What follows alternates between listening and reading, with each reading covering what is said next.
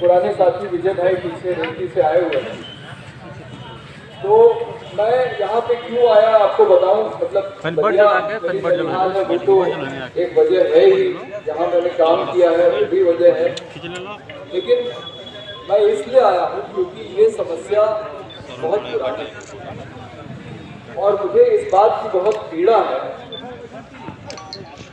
ये तो एक तात्कालिक मुद्दा है कि भाई 3 पत्रकार समस्या है, ये हकीकत है, लेकिन ये भी हकीकत है कि जो पढ़ लिख के जो डिग्री लिए हुए हैं उनके पास काबिलियत नहीं है। और काबिलियत इसलिए नहीं है क्योंकि वो ठीक से पढ़ाई लिखाई नहीं की है, वो नकल करके पास। अच्छा, तो मैं जब विजय भाई के गांव रेवती आया 1993 दिसंबर, अपनी नौकरी छोड़ के कानपुर से, तो मुझे बताया गया कि यहाँ एक ऐसा कॉलेज है जहाँ दूर दूर से लोग पढ़ने आते हैं। तो मैंने सोचा कि भाई कोई तक्षशिला नालंदा जैसा विद्यालय होगा, पूरी दुनिया में होगी, दूर दूर से लोग पढ़ने आते हैं। तो बाद में पता चला कि क्यों पढ़ने आते हैं। तो फिर मैंने एक लेख लिखा और मैं बीच में चंद्रशेखर जी ने कहा कि भाई कुछ जयप्रकाश नगर में काम कर दो, वहाँ जयप्रकाश नारायण एक संस्थान उनके नाम पे बनना था, तकनीकी संस्थान बनना था। तो मैं देखता था कि जब वो आते थे तो लंबी लाइन लगती थी नौजवानों की और वो खुद आवेदन लेते थे। पुलिस वाले जो थे आवेदन वो एक तरफ रखते थे और दूसरी तरफ। एक दिन मैंने उनसे पूछ दिया कि भाई आप प्रधानमंत्री स्तर के व्यक्ति हैं, आप ये खुद क्यों लेते हैं, ये तो काम आपका कोई सहायक भी कर सकता है। तो उन्होंने बताया कि बेरोजगारी इतनी बड़ी समस्या है कि ये काम, ये बहुत संवेदनशील मामला है, इसलिए ये काम मैं अपने हाथों से करता हूँ। और फिर मैंने देखा कि यहाँ जो जिस तरह से नकल होती है उसका तो जवाब ही नहीं। और उस पर मैंने एक लेख लिखा हिंदुस्तान टाइम्स में, जिसका शीर्षक था where cheating is a community affair, जहाँ नकल कराना एक सामुदायिक काम। क्यों? क्योंकि जो पढ़ने वाला है वो भी चाहता है नकल करके पास कर, माता पिता है वो भी चाहते हैं कि नकल करके बच्चा पास कर ले, स्कूल नहीं जाना पड़ेगा, कॉलेज नहीं जाना, भी चाहता है कि काबिलियत के आधार पर नहीं, सिफारिश के आधार पर नौकरी। तो मैंने तो सोचने लगा यहाँ तो कोई नहीं है जो नकल के विरोध में है। पूरा का पूरा समाज चाहता है कि नकल करके ही बच्चे पास। और 2004 में जब मनमोहन सिंह की सरकार बनी तो मानव संसाधन मंत्री थे अर्जुन सिंह। उस सरकार में मैं केंद्रीय शिक्षा सलाहकार बोर्ड, जो भारत सरकार की सबसे उच्च स्तरीय सलाहकार समिति होती है, जो अंग्रेजों के समय की बनी है, उसमें 33 में से मैं भी एक नामक सदस्य था। तो मैं देखता था उसमें सारे राज्यों के शिक्षा मंत्री हैं, सब पैसा मांगते, हमें इतना पैसा दे दीजिए, हमें इतना पैसा दे दीजिए। एक दिन मैंने अर्जुन सिंह जी से कहा कि मंत्री जी, यहाँ पे सिर्फ पैसे की ही बात होगी या शिक्षा की गुणवत्ता पे भी कभी बात होगी? और फिर मैंने अपना वो जो लेख छपा था हिंदुस्तान टाइम्स में, वो उसके बारे में उनको बताया।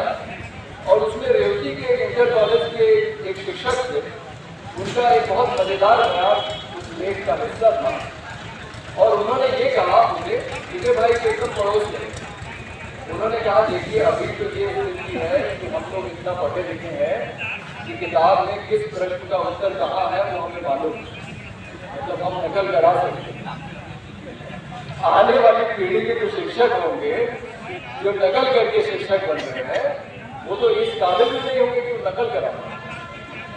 तो ये मैंने लिखा था लेख, और जब मैंने वहाँ सुनाया अर्जुन सिंह जी और सभी राज्यों के शिक्षा मंत्री की उपस्थिति है, तो सब लोग फाका मार के हंसे। अच्छा, मुझे लगा कि फिर मुझसे बात होगी कि भाई नकल को कैसे रोका जाए, लेकिन मैंने देखा कि वहाँ किसी भी कोई मुझे नकल को रोकने लगे।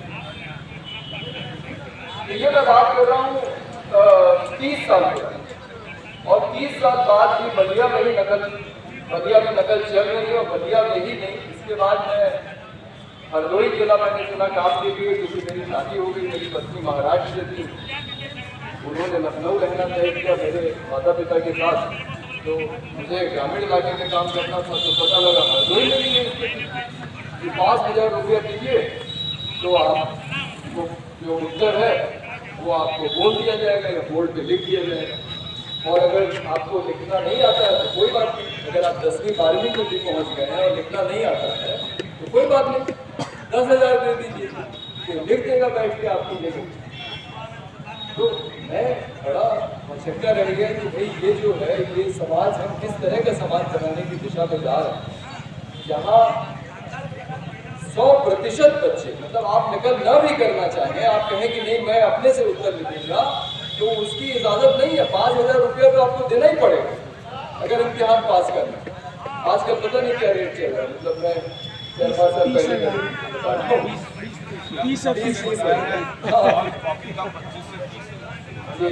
100 कॉपी का 25 से 30। तो मुझे ये जो बात है, ये मेरे लिए सबसे बड़ी पीड़ा की बात है कि ये समाज कैसा बना रहे हैं जहाँ पे कि नकल करके लोग पास करें। तो इसलिए मैं आया हूँ, नकल रोकनी चाहिए, इसमें तो कोई दो राय। अच्छा मैं बता दूँ परीक्षा पे मेरी क्या राय है सेक्शन में। मैं परीक्षा नहीं करता, शिक्षा और परीक्षा का के बीच में कोई ताल्लुक नहीं। मैंने आज तक जहाँ पढ़ाया है, कभी कभी बीच में जाता हूँ पढ़ाने, आया मैं अहमदाबाद में, मेरा एक कोर्स 5 साल से चल रहा है, आज तक मैंने कहीं कोई परीक्षा नहीं। एक एक करके छात्र को बुलाता हूँ। BHU में भी मैंने अभी हाल में 3 साल पढ़ाया, 13 से 16। उसके बाद आपके एक RSS के वाइस चांसलर साहब आ गए, गिरीश चंद्र त्रिपाठी, तो उन्होंने मेरे ऊपर तमाम आरोप लगा के मुझे लिखा दिया वहाँ से। तो मैं छात्रों को एक एक करके बुलाता हूँ, या छात्रों के कमरे में जाता था हॉस्टल में, और मैं अपने सामने इसकी जांच करता था कि तुम कितना सीखे हो। नहीं सीखे हो कोई बात नहीं, मत के रहो, बताओ कब आओ। और जब तक वो विषय को सीख नहीं लेता तब तक मूल्यांकन की प्रक्रिया पूरी नहीं होती। तो मेरा मानना है कि शिक्षा परीक्षा का कोई ताल्लुक नहीं है, परीक्षा को तो एकदम बंद कर देना चाहिए। और शिक्षक को इस बात में जब नकल करके ही पास करना है सबको, तो फिर क्या फर्क पड़ता है। मैंने विजय भाई एक स्कूल में कहा देश का निर्माण कर पाएंगे, आप भले ही बोलते रहिए बड़े बड़े नारे, लेकिन ये हकीकत है कि काबिल लोगों के बिना इस देश का निर्माण नहीं। और अगर बड़ी संख्या में नौजवान नवयुवतियाँ नकल करके पास हो रहे हैं तो ये समाज के लिए बहुत कलंक की बात है। तो ये जो के लिए आप सब बधाई के पात्र हैं, और हम लोग निश्चित रूप से इस आंदोलन को सफल बनाने के लिए इसमें पूरी ताकत लगाएंगे। और ये बात हमारे साथियों ने बिल्कुल सही की है, जो लोग सिर्फ जिला प्रशासन को निशाना बना रहे हैं, ये सरकार इतनी कमजोर नहीं है कि जिला प्रशासन अपनी मनमर्जी से, जब ये बता रहे हैं कि मंत्री और विधायक कुछ नहीं बोल सकते, तो DM और कलेक्टर की औकात होगी अपने से निर्णय। इसमें मेरे भाई है दैनिक जागरण में प्रमोद उपाध्याय, मैंने पूछा कि क्या मामला, अभी दिल्ली में इलाज करा, बोल रहे मुख्यमंत्री शामिल है सीधे नकल माफिया के साथ, और उसकी वजह है इसमें बड़ा पैसा है। और सुरेंद्र सिंह ने वो ये सभी लोगों को मालूम है जो राजनीति से थोड़ा बहुत भी जिनका लेना देना है, कि जितना चुनाव आयोग सीमा तय करता है उतने में चुनाव नहीं लड़ा जा सकता, कोई बड़ी पार्टी नहीं लड़ती। ये देखिए, ये किताब है, निवृत्त IAS अधिकारी है, लेकिन EVM में हेराफेरी करके चुनाव जीता जा रहा है, इसको कैसे रोका जाए। और हमारी पार्टी ने मांग की कि मशीन की गिनती मत मानी, बात हो तो मशीन की गिनती नहीं मानी जाएगी, वो पर्ची की गिनती मानी जाएगी। तो ये पूरा अभियान चल रहा है, और मेरा बिल्कुल मानना कि जो DM SP निर्दोष को दोषी बना के जेल में डाल सकता है और दोषियों को छोड़ सकता है, दोषियों को बचा सकता है, वो बिल्कुल हेराफेरी करके चुनाव जिताया जा सकता है। तो ये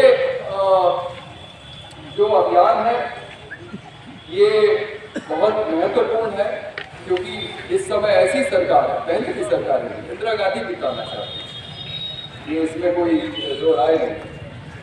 लेकिन इंदिरा गांधी के खिलाफ लड़ाई लड़ी जा सकती, जैसा आपने बताया बिल्कुल सही है। गुजरात में एक इंजीनियरिंग कॉलेज, और फिर पैसा चाहे वाजिब तरीके से चाहे गैर वाजिब तरीके से जैसे कमाना हो कमाए, वो तो नकल में भी पैसा कमाए। तो बात बहुत लंबी हो गई। मेरे दो प्रस्ताव हैं, सुबह से मेरे दिमाग में आ रहा है। अरविंद मोदी जी से भी अभी चुनाव के समय में आया था, क्योंकि जब सरकारी कर्मचारी और ये जो अधिकारी हैं, ये पुरानी पेंशन की बहाली की मांग कर रहे हैं।